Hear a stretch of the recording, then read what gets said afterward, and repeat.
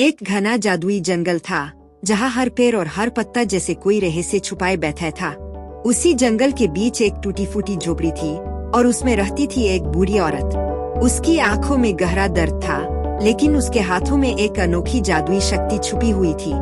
उसकी जिंदगी आसान नहीं थी, क्योंकि उसके अपने बेटों ने उसे घर से निकाल दिया था।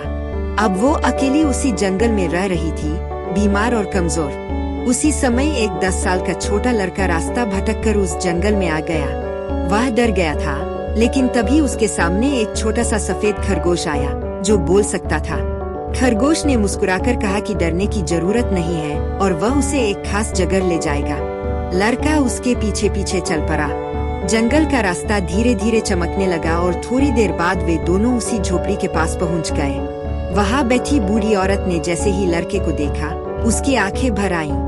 लड़के ने प्यार से पूछा कि वह अकेली क्यों रहती है। बूढ़ी औरत ने धीरे धीरे अपनी कहानी बताई कि उसके अपने ही उसे छोड़ गए हैं। उसने यह भी बताया कि उसके पास एक अद्भुत शक्ति है जिससे वह किसी को भी धन दे सकती है और किसी की भी बीमारी ठीक कर सकती है, लेकिन वह खुद के लिए कुछ भी नहीं कर सकती। यह सुनकर लड़के का दिल पिघल गया। उसने ठान लिया कि वह उस बूढ़ी औरत की मदद करेगा। वह रोज उसके पास आने लगा, उसके लिए खाना लाता, उसका ख्याल रखता और उसे अकेला महसूस नहीं होने देता। धीरे धीरे दोनों के बीच एक गहरा रिश्ता बन गया। एक दिन बूढ़ी औरत ने प्यार से लड़के के सिर पर हाथ रखा और उसी पल उसे सच्चाई का एहसास हुआ। वह लड़का कोई और नहीं बल्कि उसका अपना पोता था। दोनों की आंखों में आंसू आ गए और उन्होंने एक दूसरे को गले लगा लिया। इसके बाद बूढ़ी औरत ने उसे अपनी जादुई विद्या सिखानी शुरू की। लड़का दिन रात मेहनत करता रहा और धीरे धीरे उसने सारी शक्तियाँ सीख ली। अब वह भी उतना ही शक्तिशाली हो चुका था। फिर एक दिन उसने फैसला किया कि अब वह अपनी दादी की जिंदगी बदल देगा। उसने अपनी शक्ति का उपयोग किया और सबसे पहले उनकी बीमारी को पूरी तरह ठीक कर दिया। फिर उसने उन्हें अपार धन दिया और देखते ही देखते वह छोटी सी झोपड़ी एक शानदार महल में बदल गई। महल में बड़ी दावत रखी गई, जहां पूरे गांव के लोग आए। सब खुश थे और जश्न मना रहे थे।